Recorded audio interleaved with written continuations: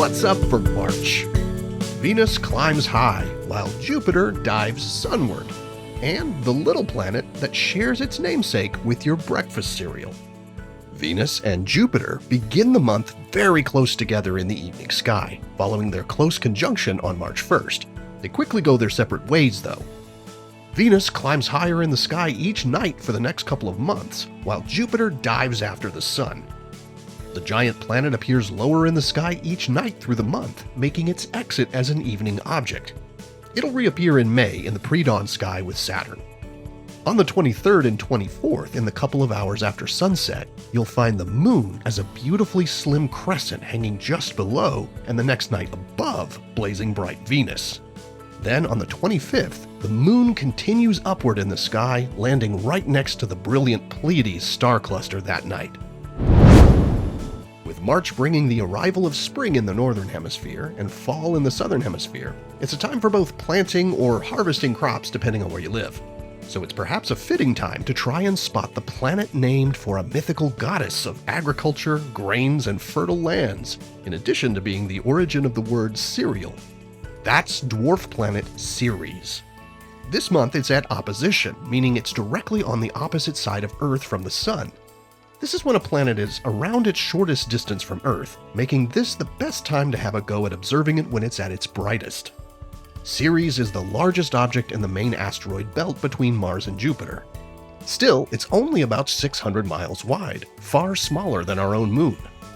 Its dusty surface is peppered with impact craters, with bright salt deposits here and there that hint at the possibility of slushy, briny ice beneath its surface.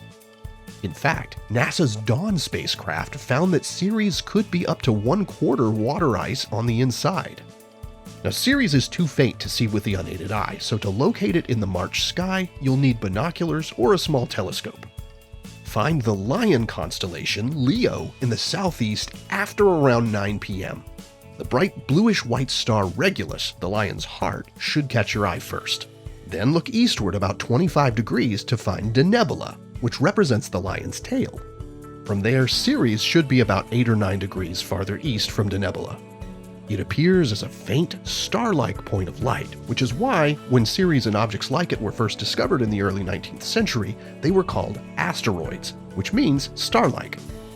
Since 2006, Ceres has been classified as a dwarf planet, along with other diminutive worlds in our solar system including Pluto, Eris, Haumea, and Makemake.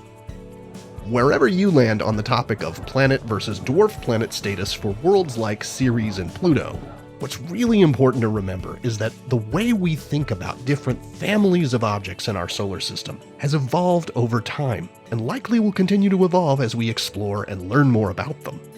So here's hoping you try your hand at spotting Ceres as you explore the skies above your home planet this month.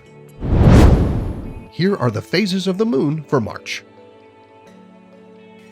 Stay up to date with all of NASA's missions to explore the solar system and beyond at nasa.gov. I'm Preston Dykes from NASA's Jet Propulsion Laboratory, and that's what's up for this month.